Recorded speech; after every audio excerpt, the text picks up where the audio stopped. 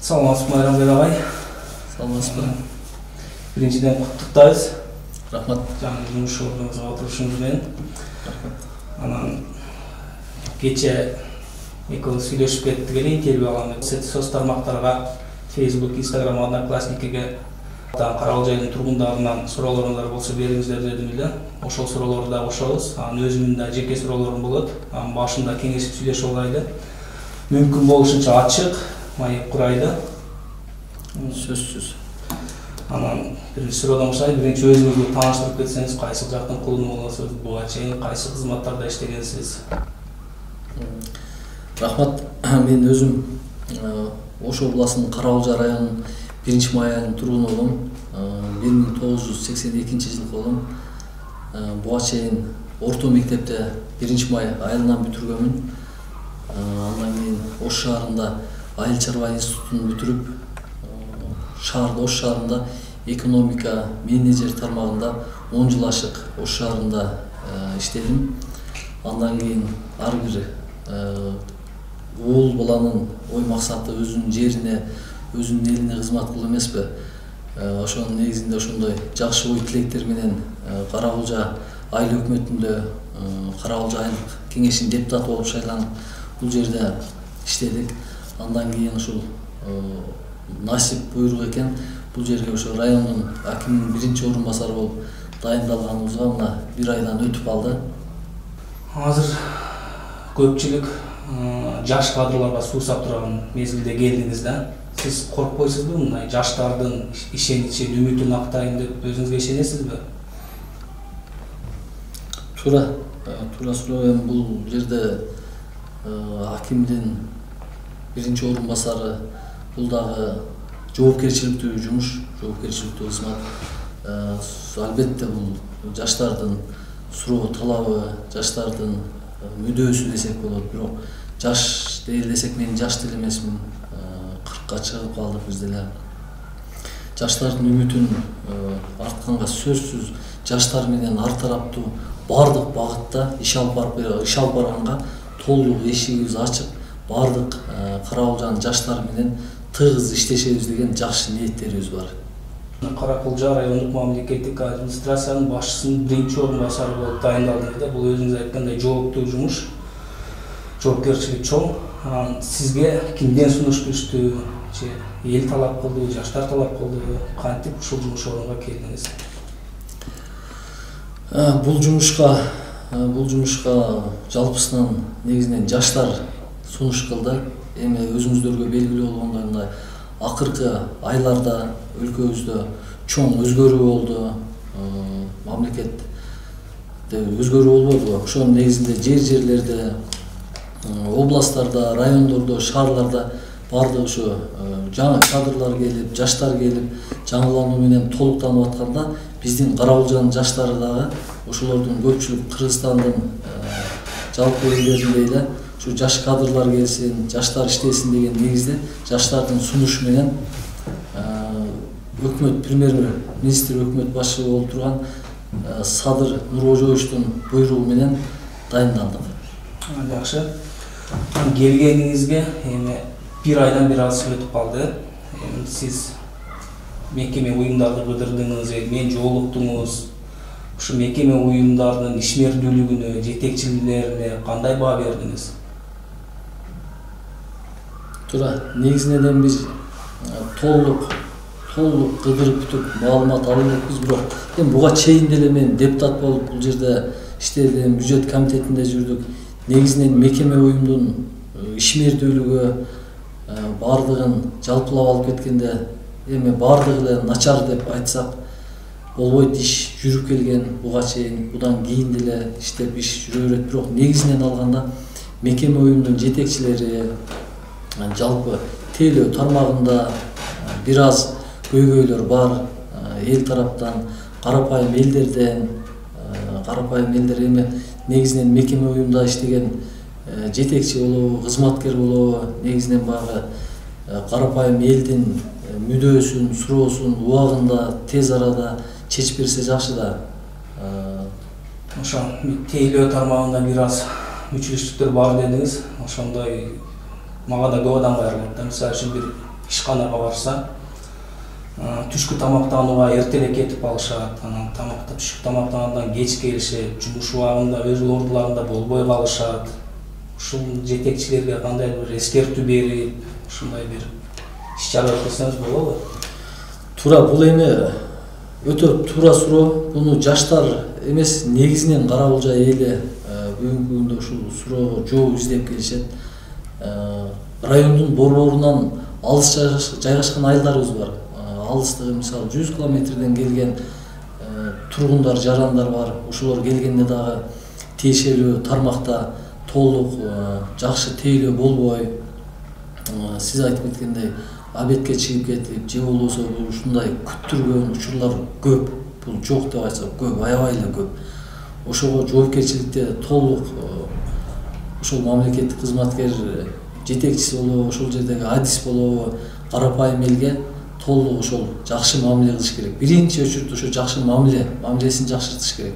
Себеби дегенде жакшы үмүт менен, бир зарыккан иши менен келет, бир справка менен келиши мүмкүн.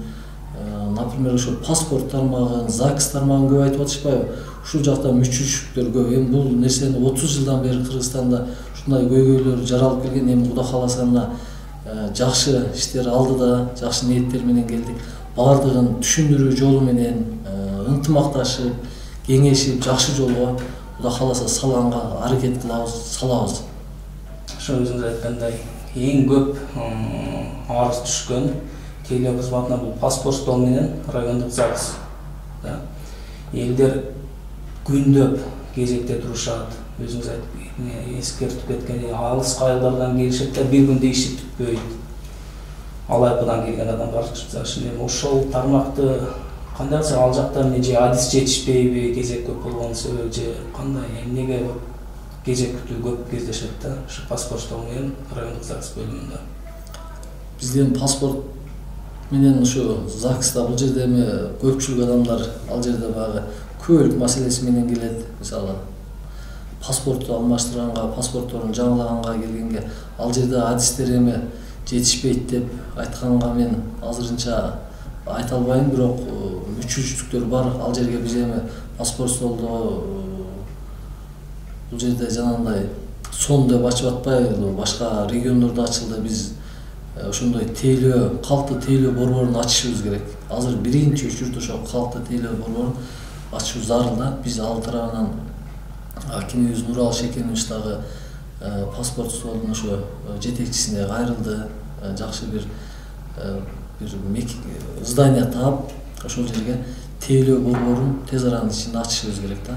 Ошондо кыйла келген жарандарды кабыл алуусу тездейт, күтпөй калышат, иш алда жылат. Баарыбыз билебиз, мына Кара Булжа району бизде эч кандай завод, фабрика жок, өндүрүш жок. Биздин калктын көпчүлүк бөлүгү мал чарбачылык менен тиркелип калат да. Анан ушул багытта, эт багытында, сүт багытында асыл тукумдуу мал жандыктарды алып келип, фермерлерге таркатып, ушул багытта кандай иштерди алып барсак болот? Мындай сиздин оюңуз? Менин оюм толук бул Кара Булжа району Кыргызстандын тоолуу райондордун бирине кирет. Тоолуу район 60-70% ушу тоолуу аймакта жайгашканыбызга байланыштуу. Бизде басымдуу бөлүгү мал чарбачылыгы менен да. Анан биз эми өнүктүрүү, ушу элдин турмуш шартын жакшыртууда программаларыбыздын бири. Биз эми баягы сразу эле биз мындай чоң ири завод, фабрикаларды куруйбуз деп аны корук сөз менен айткан болбойт. Негизинен чакан ишкерликти көбөйтүшүбүз керек. Өндүрүш тармагынан мисалы биз кечегиде дагы сүйлөштүк. Өзбекстан Республикасынан ушул терини кайра иштетүү боюнча чакан заводдорду курсак дедик. 20 адам иштейби, 10 адам иштейби, 30 адам иштейби, эл жумуш менен камсыз болот. Биздин акыркы жылдары ошо тоолуу аймактарда терилер исырап болуп эле иштетилбей атпайбы? Ал багытында, анан өзүңүз айтып кеткендей, сүт багытында, эт багытында малдарды жасалма уруктандыруу, асыл тукум малдарды өнүктүрүп, ушуларды өстүрүп, сүт заводдорду курсак болот, чакан сүттөрдү кайра иштетүү заводдорду куруп, элди толук иш менен камсыз кылганга толук мүмкүнчүлүгүбүз бар. Буну ишке ашырсак болот, чакан ишкерликте. Тигүү цехтерин ишке киргизсек болот. Айрым үстүбүздөгү жылда да жакшы 150 адам, 100 адамдан иш менен камсыз болгон тигүү цехтер ачылыптыр. Анан алдыңкы ушу биздин иш планыбызда ушундай мал чарбачылыгына көбүрөөк ушу басым жасайбыз, Кудай кааласа. Жакшы. Бир гана мал чарбачылыкты карабай, багбанчылык тармагында, дыйкан, багбанчылык тармагында өнүктүрсөк болот да, бизде шарттар бар, жерлер бар. Ошол боюнча кандайдыр бир иш-чаралар, окутуу же ушундай семинарларды өткөзүп, элдерди даярдасак болобу? Бул багыты багбанчылык боюнча туура айтасыз. Бул боюнча биз кечегиде райондук деңгээлде семинар өткөрдүк. Семинарыбызга тиешелүү адистер келди. Өзбекстан Республикасынын Анжан областынан келди коноктор. Борборубуз Бишкектен келип, өздөрүнүн тажрыйбасын менен бөлүшүп, ойлорун айтып, багбанчылык боюнча бул тармакта дагы сөзсүз иш алып барабыз. Эми бизде бир орчундуу маселелер бар. 2000-жылдын башында, 90-жылдарда мыйзамсыз берилип кеткен жер үлүштөр бар да. Ошолорду кандай кылса болот эми? Жерлер боюнча биз толук бүгүнкү күндө жумуш баштадык. Ар бир айыл өкмөтүнүн жерлерин тактоо иретинде. Ар бир айыл өкмөттө өздөрүнүн жерлери бар. Дыйкандарга бөлүнүп берилген, дыйкан чарба деп алынган жерлер бар. Ал дыйкан чарба жерлеринин негизги багыттары ошол дыйкан чарба үрөөн чарбалар бар. Ошолор кандай багытта алынган, максаты кандай, ошолорду бүгүнкү күндө тактап баштадык. Кудай кааласа, ар бир айыл өкмөттүн үлүш жерлери, сугат жерлери бардыгы такталат. Жакын күндө тактап бул боюнча да маалымат беребиз. Бир эле мисалды келтирейин да, биздин борбордук стадиондун бир капталын таштандуу болуп жаткан жерде былтыр биздин бир жаш ишкерибиз бир курулуш куруп баштады да. Ошол эми мыйзамсызбы же мыйзамдуу болгонбу, бирок ал ишкерибиздин документтери бар экен, кызыл китептери. Бул кандай болгон? Кээ бирлер айтат мыйзамсыз берилген деп. Бул боюнча бул бир 10 күн болуп калды окшойт. Ушу Карабалжанын жарандарынан арыз даттануулар түшкөнгө Ош шаарынан ошо журналисттер келип да тартып кетип, аларга да мен интервью бердим. Тиешелүү мекеме уюмунун жетекчилери, Госрегистр, архитектуранын жетекчилери бириси айтат, мен ошол күнү жумушка келбей калдым эле, ошо кандайдыр бир кол коюлуп берилип кетти деген шылтоону Госрегистрдин жетекчиси айтып атат. Архитектуранын жетекчиси алар 2009-жылы айыл өкмөт тарабынан сатылып кеткен дейт. Ошондой мыйзамсыз жерлер негизинен көп экен. Аны тактап бардыгын мамлекеттик муниципалдык жерлер болсо толук ошол райондун жарандарына, иштете турган жарандарга арендага берилсе, кайра эле ошол айыл өкмөткө муниципалдык жер деп берсе, аренда түшүп, Карабалжа айыл өкмөтүнүн бюджетине аз да болсо салым болот да. Ошондой жерлерде бүгүнкү күндө муниципалдык жерлер, жеке менчик жерлер бардыгын тактоо жүрүп атат азыркы күндө. Эми ал жаш ишкерибиз миллиондогон каражатты коротду да, ал жергечи. Мындайча айтканда бизге инвестиция салды. Сиздин көз карашыңыз кандай? Ага мындан ары макул иштете берсин дешиз керекпи же архивди чукуп чыгып, кандай жол менен алынган ошолорду тактап чыгып мыйзам чегинде чечиш керекпи же кандай болот? Азыркы мынал кырдаалда ишкерлерди толук колдошубуз керек да. Ишкерлерди колдоп, ошол ишкерлерди канча адамдарды жумуш менен камсыз кылып атат, аларды колдоо иретинде мен өзүм жаран катары көз караш менен караганда туура. Ал ошончо акчаны сарптап, зданияларды салып, айрым мыйзамсыз жерлерге салгандар.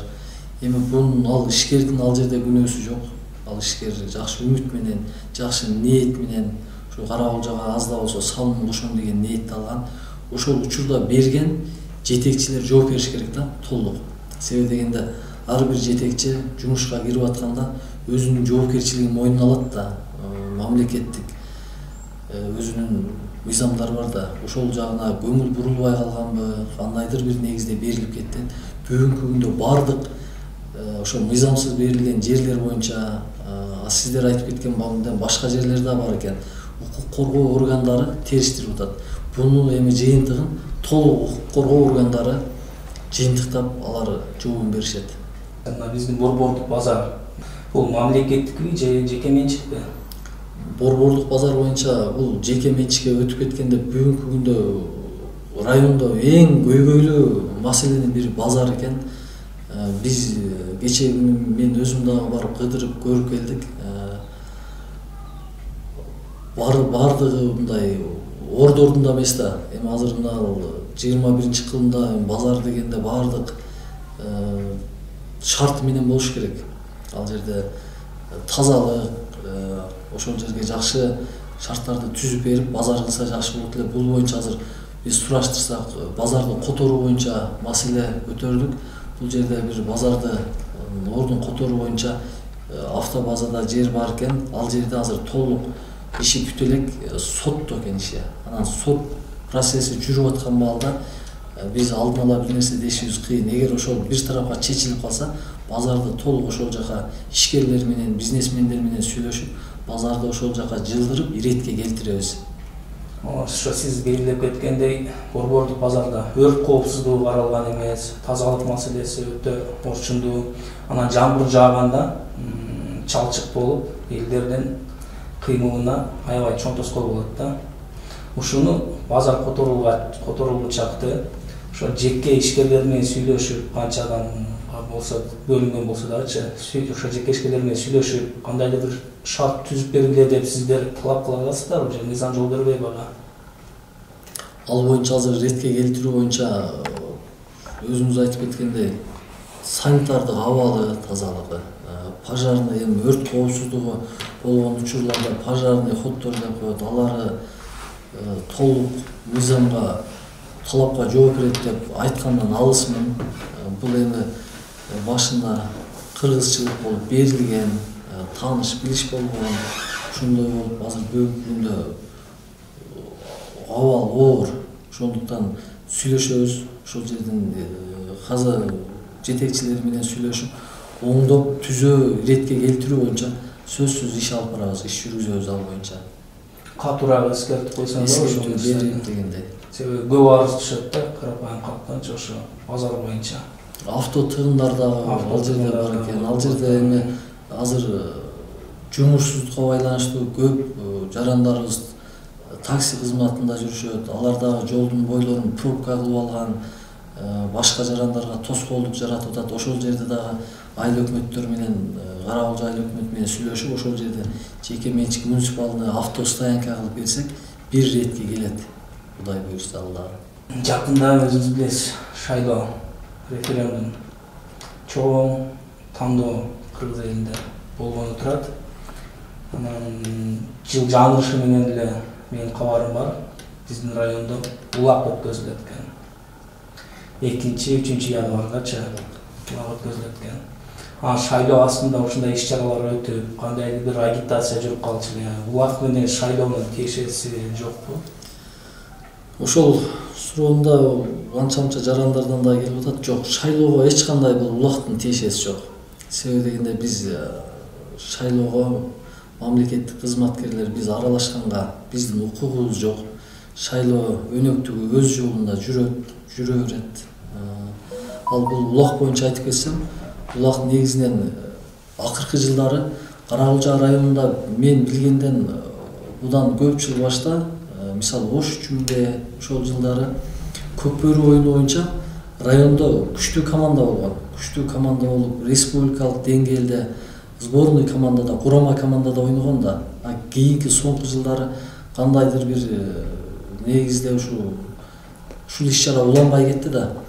Ошонун жаштардын сунушу менен, жаштардын суроо талабы менен биз райондук администрация Көкбөрү оюнун өткөрүп берип атабыз. 2-3 январда жылдын жаңырышы менен жакшылык болсун деген жакшы ниеттер менен, жакшы жашаа менен ошо 12 айыл өкмөт арасында болуп атат оюн. Ар бир айыл өкмөттөн бирден курама команда болот. Ал курама команда 12 айыл өкмөттөн бирден келип катыша алат. Анан негизги максаты ушул райондо 12 айлык өкмөттөн тандалып алынган курама командалар республикалык деңгээлде ойной турган оюнчуларды тандап алуу максатында. Бул бир, экинчиси ошо кубок, райондун кубогу. Бул эми заманыбыз тынч болуп, эсенчилик болуп турса, жылына ушундай райондун кубогу деп өтөт. Жылына Каракалжа райондун кубогу деп ушундай оюндарды буну салт катары улантабыз Кудай кааласа. Жакшы. Эми пандемия жөнүндө бир аз талкуулайлык да. Март айынан баштап бизде карантин кирип, акыбал аябай оор болду да. Ошол учурда мамлекеттин кемчиликтерин көрдүк, ооруканалардын кемчиликтерин көрдүк. Бизде көп нерсе жетишсиз экен. Карапайым калып, жөн карап турбастан акча чогултуп, көп муктаждыктарды жаап берди да. Ошол учурда мен бир нерсени байкадым. Биздин оорукана жетекчилеринин шалакылыгы десек да болот да. Себеби бир уюштуруучулук болгон жок да. Канча жардам келди элден, алгаяка жумшалды, эл алдына бир чыгып отчет берген эч ким болбоду да. Көпчүлүк жарандарга суроо пайда болду. Ошол акча кайда кетти, эмне болду, канчалаган нерсе келди деп ушул боюнча бир маалымат берип коюшканда жакшы болот эле дейм да. Сиздин оюңуз кандай? Ал учурда сиз жок элесиз. Ал учурда биз Ош шаарында ошол бул эми Кыргызстан дүйнөнү каптаган бул коронавирус илдети дүйнө жүзү боюнча аябай оор болду. Ошонун арасында эле Кыргызстанда да аябай оор болду. Каракалжада биз алма-алда мен бул кызматка келе эле учурум эле. Ошондо да биз сырттан карап турбай, Каракалжанын жаштары, Ош шаарында, Бишкек шаарында бардык жаштары уюшуп, көп түкүрсө көл болот дегендей колунан чыккан жардамдарын берип, акчалай топтоп, мен эсимде мен деле 2 жолу келип кеттик окшойт, келип кетип. Андай кислородный концентратор полный ушу кандай керек болсо ошолордон колубуздан келишинче алып келип больницанын жетекчилигине тапшырып аттык. Анан азыркы сурооңуз боюнча туура ошол кайсыл жактан кандай жардамдар келген, ал учурда мамлекет деле жөн карап турган жок. Мамлекет тарабынан дагы акчалар бөлүнүп атты. Ушуларды эми канча адам коронавирус менен ооруду, кандай болду, полный ушу отчет берип койсо жакшы болот негизинде. Ал жагында карап, алар менен сүйлөшүп дагы эл алдына ошол отчетун алып чыгып бердирдик. Дагы кеч эмес да. Кеч эмес азыр. Бүгүнкү күндө деле ушул ооругандар бар. Себеби ошол учурда элдин деми ойгонуп, эл бириндик ынтымакка үйрөндү да. Эгер мындай отчет берилбесе, элдин ишеними кетет да бийликке болгончо. Биз дагы деле акча топтоп берсек, жеке адамдын чөнтөгүнө кетип калышы деген бир аз ишенбестик пайда болушу мүмкүн да. Ошон үчүн таза болуш үчүн отчет берип койсо жакшы болот дейм да. Больницанын жетекчилигине бул боюнча биз дагы айтып, эл алдына отчеттун бердирип, кайсыл жактан кандай жардамдар келген, алар туура так берилдиби, аз камсыз болгон үй бүлөлөргө бекер бериле турган дары-дармектер келген, ушулар берилдиби, олордун отчетун Кудай кааласа алабыз. Жакшы. Мына пандемия деп жүрүп, мектептерди жаптык, ресторандарды жаптык, бала бакчаларды жаптык. Мен бир кызыккан нерсем да, жакында шайлоо билесиз. Агитация болгондо элдер топтолуп атат. Миңдеген адамдар топтолуп атат да. Эмнеге мектептерге окуучулар барса болбойт, же агитация учурунда коронавирус жукпай, мектептен жугабы, же бала бакчадан жугабы, же ресторандан жугабы? Бул туура айтасыз, бул боюнча эми азыр бүгүнкү күндө райондо бардык мектептер иштеп атат, бардык ачылган. Анан бул той, жакшылык. Мен айтайын дегеним, той жакшылыктары болду, ачылып иштеп атат. Ресторандарга 200 адамга уруксат берилди. Эми билебиз 200дөн көп топтолуп атат. Бирок агитацияда миңдеген кишилер топтолуп атат да, ушул кандай болуп калат дейм да, сиздин оюңуз боюнча. Менин оюм боюнча туура, агитацияда ошол учурда көп адам топтолуп, бул эми баягы көпчүлүк топтолгон жерде жарандардын өздөрүнүн азыр мындай караганда ар бир жаран өзүнүн тазалыгына, өзүнүн коопсуздугун сакташ үчүн өзүнө мындай кам көрүү эле болуп калды окшойт деп ойлойм. Түшүнүктүү. Эми дагы шайлоо темасына кайтайлык. 10 январда бизде 2 чоң тандоо турат да. Президентибизди тандайбыз, анан башкаруу системабызды тандайбыз да. Сиздин өзүңүз жеке көз карашыңыз боюнча бизге кайсы башкаруу системасы туура? Парламенттикпи же президенттикпи? Мен ушул суроого мындай акимдин орун басары катары эмес, мындай жаран катары көз карашымды айтсам болобу? Макул. Жаран катары көз карашымды айтсам, мына бизде парламенттик башкаруу деп бизге парламенттик башкарууга менин оюмча эртерээк окшойт дейм да. Себеби биздин мына президенттик башкарууда парламентибизге кандай гана депутаттар келди. Парламентке депутаттар келгенде алар мыйзам жазган, билимдүү, мамлекетке күйгөн депутаттар шайланып келип, ушу элдин камын көрө турган депутаттар келиш керек эмеспи? А тескерисинче бизге парламенттик башкаруу дейт, партийный система болуп калды дагы. Парламентке жалаң пулу көп, атак даңктуу, акчалуулар келип калды дагы.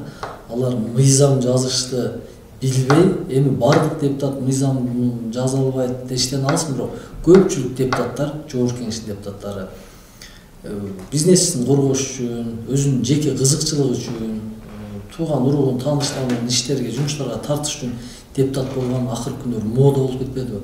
Ошондуктан мен толук көз карашым Кыргыздын жараны катары.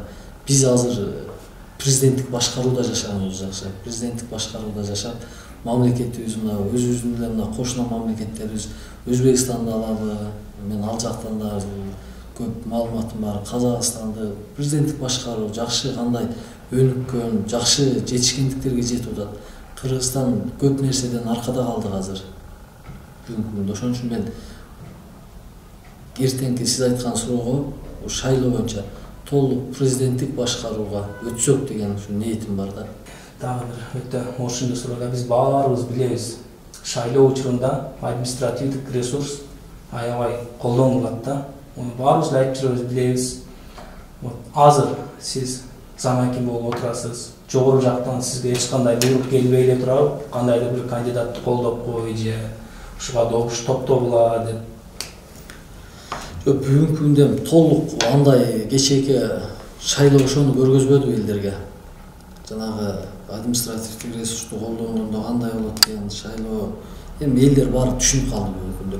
Бүгүнкү күндө бизде андай бизге жогору жактан чалуулар болуп, же бир кандайдыр бир партияга же кандайдыр бир кандидат талапкерге иштегиле деген буйрук жок, иш кандай кетип атат. Биз эми кандидаттарга шарттарды түзүп, жолоочуларында өзүбүздүн милдеттерибизди аткарбасак, башка такыр киришкенге биз укугубуз деле жок, киришпейбиз деле. Биз өз ишибизди кылып атабыз бүгүнкү күндө. Жакшы өзгөрүүлөр күтөбүз анда. Жыл сайын мамлекет тарабынан аз пайыздуу кредит берилет да. Бир нече банктар аркылуучу көп арыздар түшөт да. Ошол келген акчаларды аз пайыз менен келген кредитти банкта иштеген жетекчилердин тааныштары же 2-3 жеке ишкер гана бөлүп алып, карапайым элге 10% гана жетиши мүмкүн да. Муктаж болгон карапайым эл бул аз пайыздуу кредитке экадар боло албай келет да. Бул жөнүндө кандай бир контролдосок болобу? Мен кошулам толук. Бул жерде баягы биз толук аймак болгонго мамлекет тарабынан ушундай аз пайызда дыйкандарды колдоо, мал чарбачылыгын колдоо ретинде аз пайыздагы кредиттер берилет. Ал кредиттердин берүү өзүнүн шарттары бар. Кандай кылып берет, кандай мөөнөттө. Бул боюнча мага дагы көп кайрылуулар болуп атат. Бизде эми 2 мамлекеттик банк бар да. Айыл банктын айрыкча ушу Айыл банкка айтышат. Ушу мисалы ушуну мен учурдан пайдаланып элем, мисалы өкүлчүлүккө сунуш кылат элем да. Ошол аз пайыздагы кредиттер ачык, айкын болуш керек да.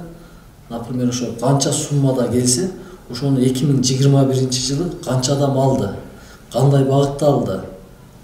Бири салат мен мал алып, мал багып, бириси дыйканчылык, фермерлик ушундай.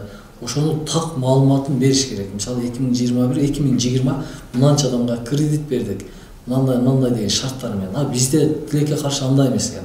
туура сиздер айтып аткан чын тааныштарына береткен ушул көз тааныш болуп кетет да, баягы кыргызчылык болуп кетип атат экен. Ушуну дагы биз эми толук маалыматын алып, банктардын жетекчилери менен дагы түшүндүрүү иштери менен ынтымакта ошо заарыккан чындыгында заарыккан карапайым алыш керек. Бир сөз менен айтканда, буну ошол эле жанагы дежурный эле бир 10 же 15 бай алып, оборот кылып, кайра жанагындай кылыш эмес, карапайым эл дагы алып, ал карапайым эл дагы жашоо турмушун оңош керек да. Бул ошондой багытта келген кредит да, аз пайызда.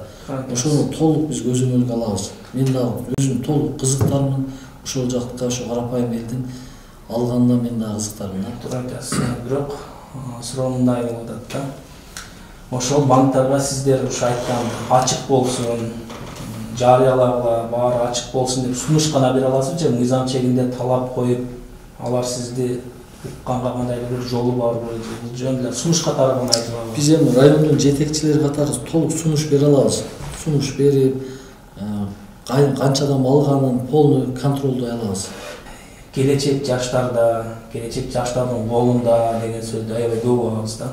Биздин районубуздагы билим берүү тармагына бир аз көз жүгүртсөк, акыркы убактарда аябай ыйлай турган акыбалга келди да. Ачыгын айтайын, билим берүү деңгээли төмөн. Бул боюнча сиз кандай маалыматтарды алдыңыз аны көргөндө? Билим берүү тармагы боюнча негизинен бардыгы ошол ага кыргызда сөз бар эмеспи, уядан нени көрсөң учканда ошону алат дегендей. Билим берүү багыты боюнча билим берүү азыр эми быйылкы жылы толук Кыргызстан эле эмес, мисалы дүйнө жүзү боюнча билим берүү бир аз аркага кетти. Себеби пандемия учурунда аралыктан окутуу болуп, ал жерде жанагы аракет кылган окуучулар окуп атты. Көпчүлүк ошо дүйнө жүзү боюнча билим берүү боюнча аркага кеттик да. Анан ошо Кара-Кулжа районунун билим берүүсү боюнча бизде жалпысынан районда 56 мектеп бар. Анын билим берүү сапатын эми жалпылап эле айтканда, мындай кыргызча айтканда эми өтө төмөн десек да болбойт, бирок кемчилдиктер өтө эле көп экен. Бунун эми биринчи эле себебин айтканда, мугалимдерибиз, айрым мектеп жетекчилери бир мектепте мисал кылып мен өзүм кызыгып карап көрдүм да. 28 жыл, 29 жыл жетекчи болуп отурган жетекчилер бар экен да. Ошол жетекчилерге мен мисалы жаран катары деле кайрылсам болот. Ошол мектепти аябай өстүрдүк, ошол мектептен ушунчалык бир жакшы билимдүү балдар чыгып, бул жерден бир эле билимин эмес, ошол мектептин тазалыгына, тартибине да көңүл бөлүш керек да. Ошондой болсо иштесе болот деле дейм да. Анан моралдык окуу бир 30 жыл, 25 жыл бир мектепте жетекчи болуп отурушка жаштарга бериш керек. Жаштар жаш өзүнүн методикасы менен окутат. Жакшы билим берүүнү мындай мугалимдердин билим деңгээли начар андай-мындай дегенден алыспыз, бирок хотя бы бул кыргызча болгондон кийин тарыхын, маданиятын, үрп-адатын деле жакшы окуса, анан нарагында бар окуучу багытын таап кетет эле да. Азыр жаштар, айрым окуучулар бар. Билими азыр мына заманыбызга жараша интернеттен алып, айрым мугалимдерден окуучулардын кругозору бийиктери көп да. Ошого ушул жакшы туура багыт деле берип койсо окуучуларга, мисалы Кыргызстандын тарыхын, биз кыргызбыз, өзүнүн бир нарк насилин, анан калган нерселерин өздөрү багытын таап кетет эле деген да. Анан тааныш билиш болуп, бизде мамлекетте жогорку бийлик болуп президент 6 жылга шайланат да, мисалы. Жогорку кеңеш 5 жылга шайланып атат. Шаарларыбыздын мэрлери, депутаттар мисалы 4 жылга шайланып атпайбы мыйзам боюнча. Ал биздин мекеме уюмдун жетекчилери, мектептин жетекчилери мисалы отурат 20 жыл, 30 жыл. Эгерде мисалы бир айда мисалы 2 мектеп болсо, мисалда бул мектептин билим деңгээлин аябай сапатын көтөрүп, ушул мектеп аябай ошо үлгүлүү мектеп болуп атса, ошол билим берүү тармагы ошол мектептин жетекчисин кийинки мектепке апарсын, ротациялоо жолу менен. Бул мектепти дагы ушундай билим деңгээлин көтөрүп бериңиз деп. Толук алардын укугу бар. Ошондой иш-чаралар жүрбөгөнү өкүндүрөт да негизи. Мына биз эми башка мамлекетти албайлы. Мисалы Грузиянын тарыхында бул билим берүүлөр башка методика менен окуйт. Мындай кыргызча эле алганда ушу жетекчилери деле өздөрү мындай ойлонуш керек да. Эми башка деле адистер бар, башка мугалимдер бар. Ошолорго дагы жол бошотуш керек. Алар дагы иштеш керек. Мисалы мына кечеги Кыргызстан боюнча Алай районунда бир кичинекей айылдан эле бир кыз албадыбы? Кыргызстан боюнча ОРТдан жогорку балды алды. Ошол деле ошо айылдан чыккан кыз болуп атпайбы? Биздин Кыргызстанда деле ошондой алдыңкы балдарга президенттин стипендиясына жетишкен окуучулар сөз чыгыш керек. Эми ошого мугалимдер өздөрү да аракет кылыш керек. Анан бир жагын караганда эми баары толук эле мугалимдерди мындай андай дегенден алысмын. Ата-энелер дагы ата-эне катары балдарына көңүл бөлүш керек. Балдарына шарттарды эми азыр заман жакшы, шарттарды түзүп бериш керек. Балдарын контролдош керек. Кандай кайсы багытка эмнеге кызыктуу балдар мисалы. Элементарно айтканда ошол балдары мектепте кандай билим алып атат, деңгээли менен кабары жок ата-энелер деле жок эмес бар да. Ошон үчүн ата-энелер дагы толук мугалимдер менен тыгыз байланышта болуп, балдарын контролдоп, мугалимге жардам берсе, толук мындай мүмкүнчүлүк бар, ошол бала аракет кылат да. Үйүнөн ата-эне, мектепте мугалим айтып атса, ошол бала дагы ойлонуп аракет кылат. Жакшы ийгиликтерге жетет деген ойдомун. Мына мектеп директорлору же айрым мекеме жетекчилери кандай өмүр бою шайланганбы же алар бизде конституцияда кандай каралган бул нерселер маалыматыңыз жокпу? Жок, бул эми бизде мектеп жетекчилиги булар эми баягы толук бир 30 жыл отурсун деген биздин мыйзамда жазылган эмес да бул. 30 жыл бир мектепти сен жетектеп отур дегендей. Бул эми бир эле мектепке тиешелүү эмес да. Мисалы, ошо мекеме уюмдарда отпайбы? Мисалы, больницанын главный врач болобу, архитектуранын жетекчиси болобу, кандай мекеме уюм жетекчиси болсо дагы өздөрү ошол мекеме уюмдун ишмердүүлүгүн карап, өзү баа берип, өзүнө өзү деле баа берип, эгерде ошончолук алдыга иши жылбаса, өзүнүн ордун бошотуп бериш керек да. Жаштар бар. Эми жаш дегенде деле жаштар эмес, өзүнөн кийинкилер деле. Эми биз мисалы жаш дегенде биз деле жашка кирбей калдык, биз орто жашка. Ошон үчүн иш билген, тажрыйбалуу менеджер адамдарга берсе, ушул иши алдыга жылганын ойлош керек да. Ар ким өзүнүн гана камын ойлош керек да. Туура айтасыз. Мына ошо мекеме айрым мекеме жетекчилери мына бизде эле ишкананы өзүнүн жеке менчик үйүндөй кабыл алышкан да.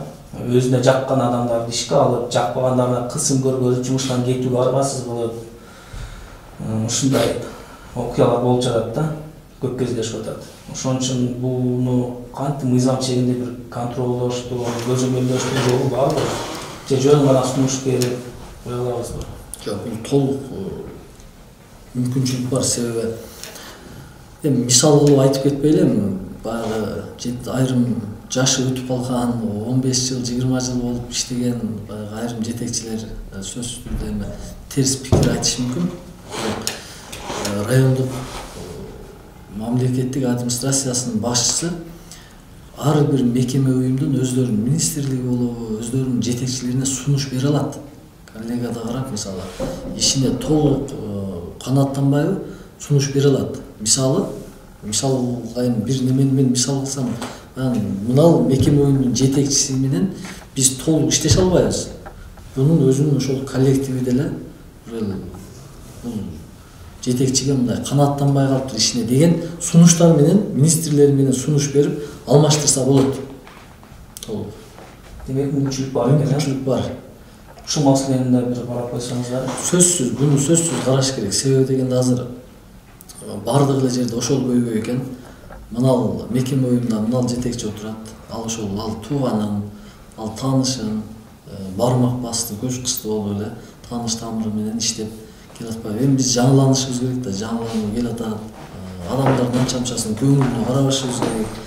Анан ал эми ал жетекчини айтып койсом ал капа болот, ал мындай кылсак таарынып калат, ал паландын тааныш эле, ал түкүнүн жездеси эле дегенден уже ал заманды унутушубуз керек дагы.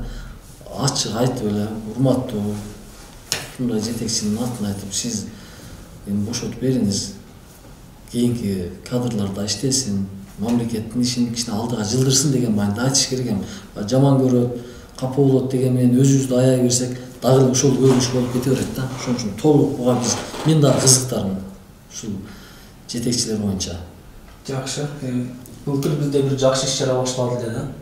Мурунку акимибиз болду, ашыкча чыгымдар боюнча, жоюу боюнча, мисалы үчүн жамандык болуп, бир адам кайтыш болсо, жылкы союлуп, 2 жылкы союлуп, ушундай болуп кеткен да. Анан биз билесиз да, башка элдер аттандашып, ашыкча эле чыгым болуп кеткен да. Ошону жоюу маселеси каралып, бир гана кой союлат деп, ушундай бир жоболор иштелип чыгып, токтом кабыл алынды. Ушул боюнча маалыматыңыз барбы? Кандай иш жүрүп атат ошол боюнча? Бул боюнча толук ошол маалда, бул былтыркы болгон учурда райондун акими буйрук чыгарып, бул боюнча деле иш-чара кеткен эле. Негизинен бул мен дагы депутат катары катышып, Ош шаарынан имамдарды алып келип, түшүндүрүү иштерин мечиттерде уюштуруп башталды эле. Бир-эки адам ушу атасынын карашына баягындай чоң союштарын сойбой, ушу бир кой менен ариетин өткөрүп дегендей. Анан бизде баягы кыргызчылык, намыс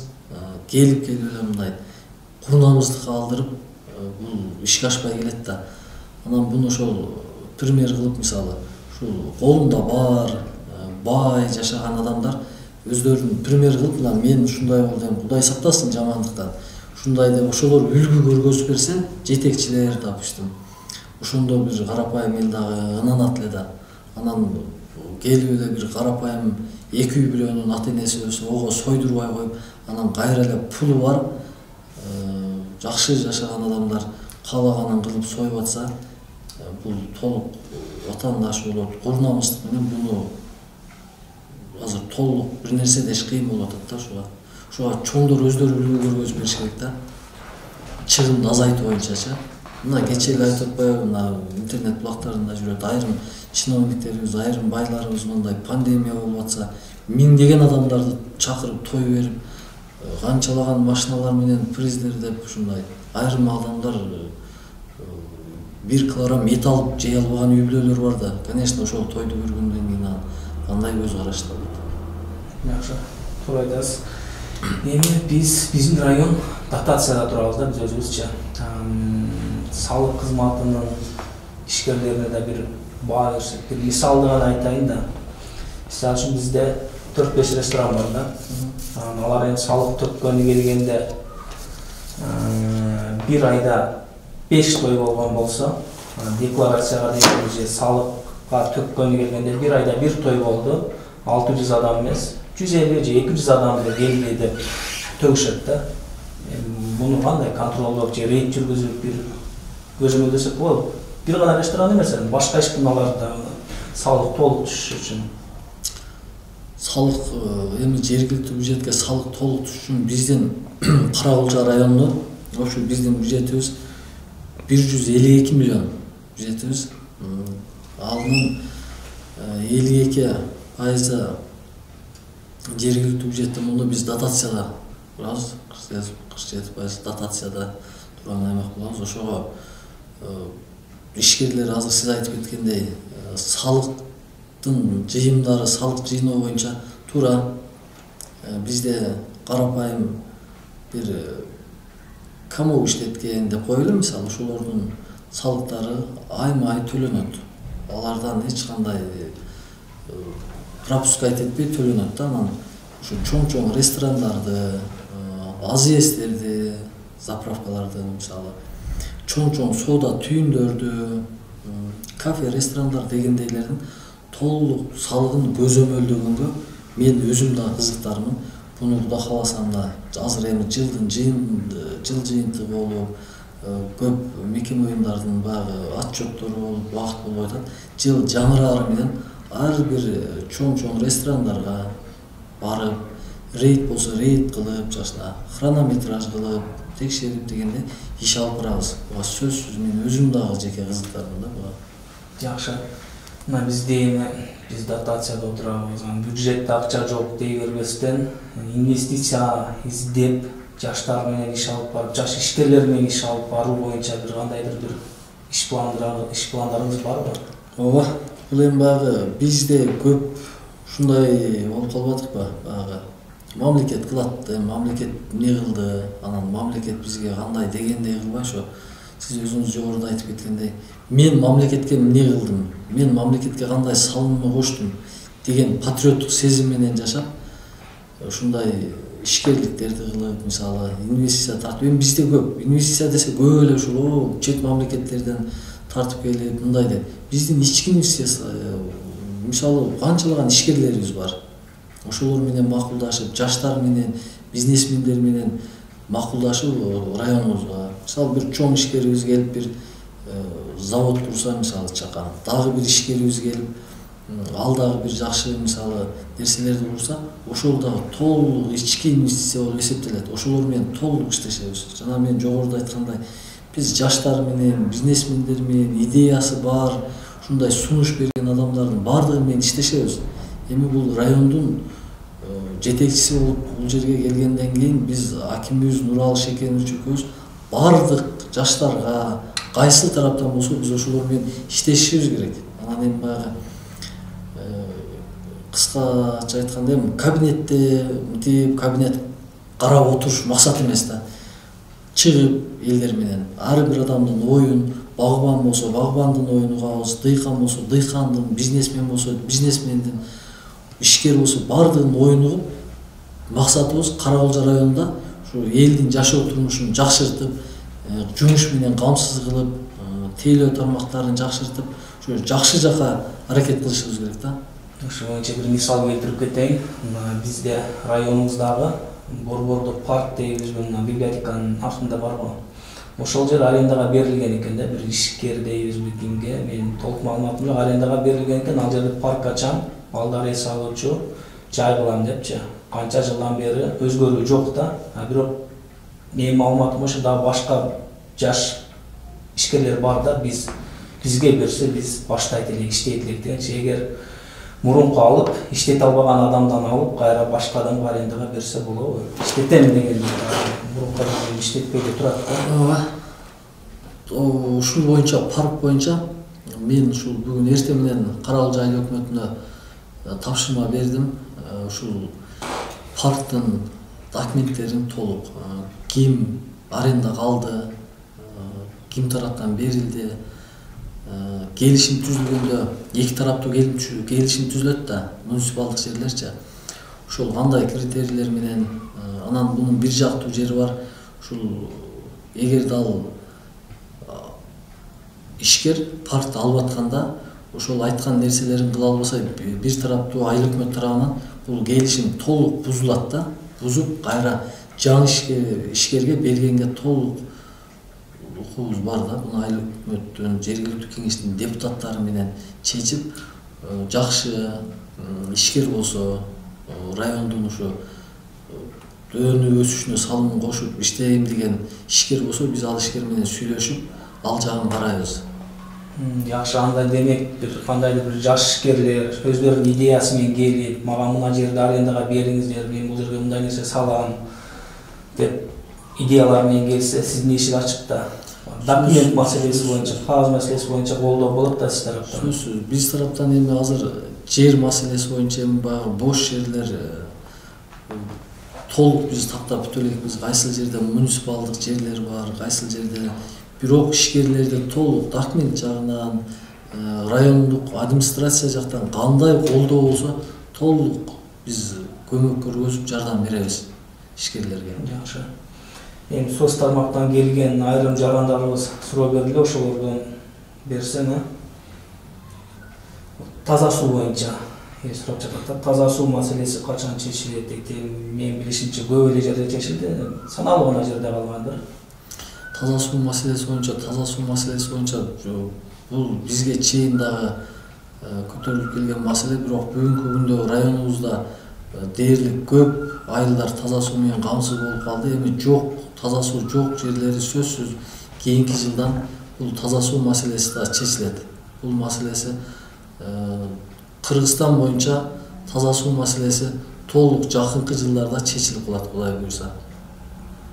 Анан жашылдандыруу боюнча да 2-3 жыл башта бизде жашылдандыруу деп аябай жакшы деңгээлге уюшулуп, миллиондогон сомдорго арчалар сатып алып эктик эле.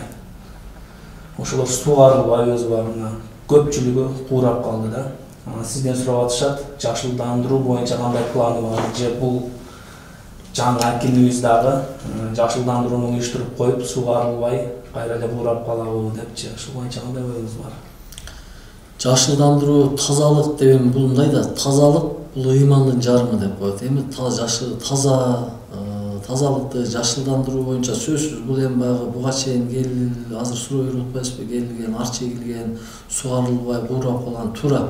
Ол арчаларды алып келгенде дагы ар бир жердин өзүнүн жаратылышынын кыртышы болот. Мисалы, Өзбекстандан алып келген арчаларыбыз Кыргызстанга келип, ошол өнүп кете, ошондой бир адистер менен кеңешилбей калган иш болгондо, бунда мен албатта кеңешилген эмес, шашылыш эгишкен да. Эгерде ошол маалда толук ар бир жаратылышы ар башка да, мисалы Өзбекстандыкы башка, мисалы биздин жаратылыш башка, биздики эми тоолуу аймак болгонго бир аз ошого карап туруп анан алып келбей иш керек эле да. Ошону тиешелүү адистер менен макулдашып, ошолор менен кеңешип анан иш кылса болмок да. Эми баягы Кыргызда сөз бар го, чымчык сойсо да касап сойсун дегендей, ушундай ар бир адистер менен кеңешип иш алып барган жакшы да. Туура. 2021-жылда ушул боюнча кандай бир иш-чаралар барбы, жашылдандыруу боюнча же каралган эмеспи? Бар. 2021-жылдын иш планы боюнча биздин ушу кечээ областыбызда өкүлчүлүктө жыйын болду. Биздин акимибиз Нурал Шекенович дагы барып ушу 2021-жылдагы Каракулча районубуздун бардык ушу иш-чаралары, иш пландарыбыз боюнча барып зачет алып келди. Жакшы иш пландарыбыз бар. Буга чейин мисалы жакшы иштер болгон, будан кийинки 21-ге дагы Кудай кааласа жакшы пландарыбыз бар алдыга койгон. Жакшы.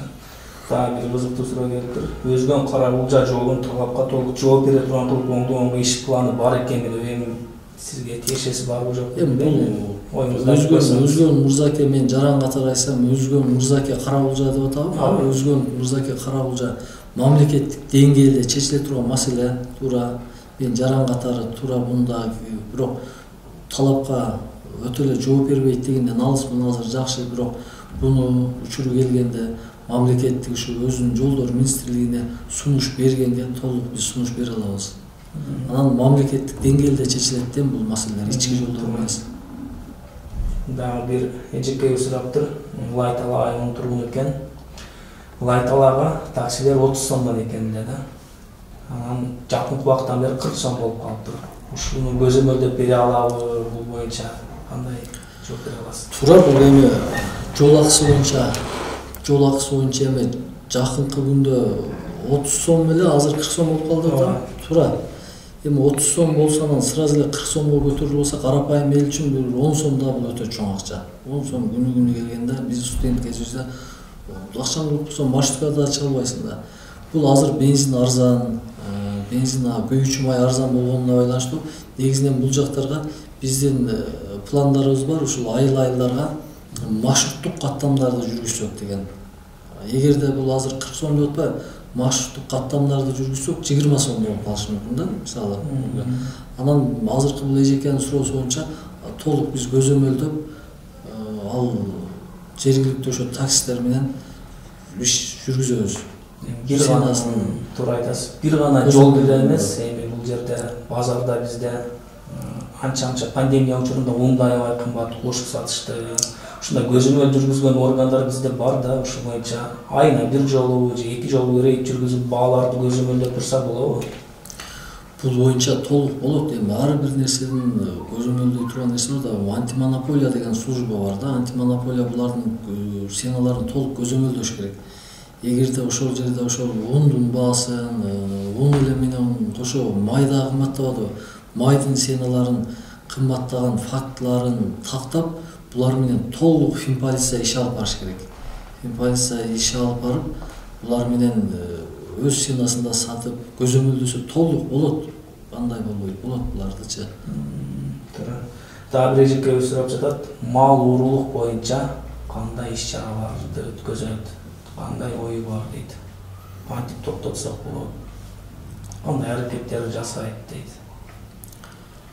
Мал уурулук боюнча эми бизде ички иштер министрлиги менен бизде мына райондук ички иштер бөлүмү иш алып барып атат. Эми бул боюнча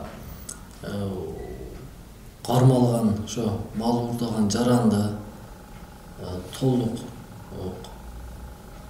жазалап, кайра кийин ал ишке барбай турган кылып бир мындай мисал катары жакшы жазаларды берсе толук токтой турган эле маселе бул. Анан бизде баягы тааныш билиш болуп баягы акча менен мисалы сотторго барсаң мисалы акча менен көп нерсе бүтүп кетип эле баягы көнүмүш адат болуп атпайбы. Негизинен мындай карап келгенде мыйзам да, президенттик башкаруу болуп мыйзам толук күчүнө кирип, баардык нерсе тартипке жолго түшсө, булар дагы өз-өзүнүн ордуна түшөт аз убакыт эле. Дагы бир жарганыбыз бызыгып жатат. Биздин Кырагылжа айыл өкмөтүндө жер проблемасы, жер дегенде дыйканчылык багытта эмес, чек, үй салганга жер. Ушундай жерлер жетишсиз дейт. Жакын арада трансформация болобу же ушул боюнча кандай жооп бере аласыз? Бул мына жаңы мыйзам боюнча буга чейин трансформация маселеси жогорку өкмөт тарабынан гана чечилип келген да. Мына азыр кодекс кирип атпайбы? Эгер ошол айрым кодекстерге өзгөртүү кирип калса, ал эртеңки шайлоодон кийин бул ар бир райондун жер маселеси трансформациясы ошол райондун өзүнөн чечилет, Кудай кааласа. Өзгөрүү киргенден кийин ошол райондун өзү өкмөт акимчиликтен ошо трансформация шекти толук өздөрү биздин ушу жергиликтүү бийликтен эле чечиле турган маселе болуп калат. Көп көйгөй болуп келген да буга чейин. 95-жылы берилген жерлер трансформация боло элек жерлер бар экен да, биз өзүбүз менен күбө болуп атпайбы? Биз аз чыдап турсак, Кудай кааласа. Анан ошол менен бирге азыр баардыгына чек беребиз, күндөн күнгө адамдын саны өсүп атат. Бүгүнкү күндө мына 95 миңден ашып калды, 100 миңге жакындап калды Карагылжанын калкынын саны эле.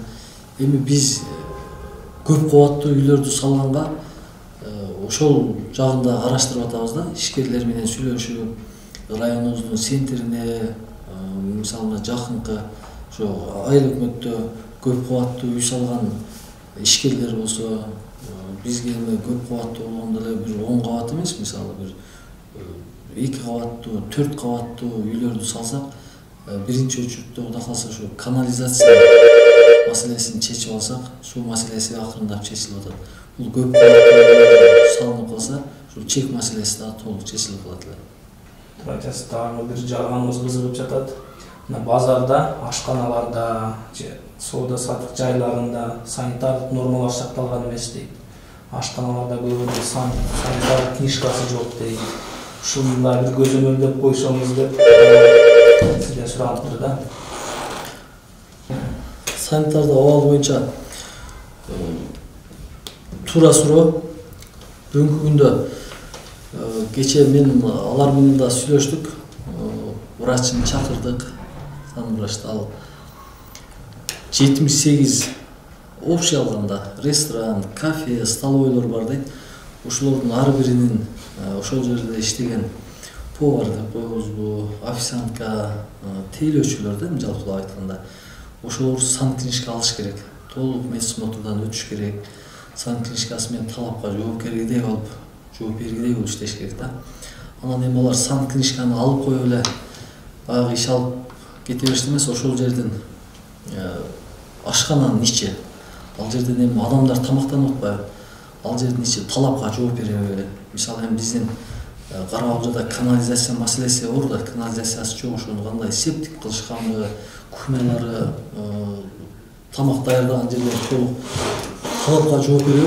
Ошону жаңы жылдан кийин ал сөзсүз ар бир ашкана, ресторан, кафелерди рейд кылабыз. Рейд учурунда да анан анча-мынча эми көп эле кемчилик болсо керек, ошону дагы жеринде текшерип жолго салабыз. Демек ишеничти айта аласыз. Өзгөрүүлөр ал сөзсүз айта алабыз. Рейд кылып өзүбүз эми биз иштейбиз, Кудай кааласа биз баягы эл менен иштеген жакшы да. Көчөгө чыгып, рейд кылып, жеринде барып көрүп, анан бул жерге отуруп алып эмес, ошо эл менен чыгып иштешебиз толук. Себеби эски системадан баары тажада, баары өзгөрүүлөргө муктаж болуп турат да, ушундай суусап турат. Жакшы оюңуз бар экен, рахмат. Элден келген суроолор деле аяктап калды. Эми акырында сиз Кара Кулжа элине кайрылуу жолдоп, анан жаңы келе жаткан жаңы жылы менен куттуктап койсоңуз жалпы элди. Урматтуу Кара Кулжа районунун жалпы тургундары, үстүбүздөгү 2020 жыл дүйнө жүзү боюнча өтө оор жылдардан болду. Дүйнөнү каптаган ушу коронавирус илдети көптөгөн кыргыз жарандарын мисалы алып кетти, өмүр менен кош айтышты. Азыркы абалда бир аз жакшы десек болот. Эми кийинки жаңырган жыл жакшылыктын жылы болсун. Кыргызстаныбызда өнүгүү өсүү болсун. Мамлекетибиз ушул гүлдөгөн, өнүккөн мамлекеттерге тең ата болушун каалайт элек. Ушу жаңы жылда жалпы ушу Кара Кулжа районунун тургундарын үй бүлөсүнө бактылуулук, жаштарга жаркын келечек, карыларыбызга ынсап берсин, Аллахым жаштарыбызга ыйман берсин. Ар бир ушу мекеме уюмдун жетекчилери, ар бир ушу жооптуу кызматта иштегендерге ушу Кудайым жүрөгүнө ыйман берип, ушу таза эл үчүн иштегенди ушу Аллахым насип этсин. Жаңы жыл ушу жакшылыктын жылы болушу, Кыргызстан гүлдөп өнүгүп өссүнчү, ошону каалайт элем мен. Быйылкы үстүбүздөгү жылда аябай кыйналды, эл эле эмес, мамлекет, дүйнө жүзү кыйналды. Кийинки жылдан Кудай кааласа, Кудай буйрук насип кылса, ушу жакшы жылдардан болсун деп ушу тилек кылып ниет кылат. Жалпы Кара Кулжа районунун тургундарына ушу жалаң жакшылыктарды каалайт элем. Дагы бир жолу чоң рахмат Майрамбек ага. Маегиңизге. Мен сизге эмнени каалайм? Жеке өзүмдүн атыман ийгилик дагы бир жолу ишиңизге. Кудай кааласа, кийинки жылы дагы ушул мезгилдерде жыл жыйынтыгын чыгарып, азыркы сүйлөшкөн маселелердин көбүн чечип, чөжөнүңүздө санайбыз дегендей жакшы жаңылыктар менен бөлүшүп результат көргөзөлү. Рахмат.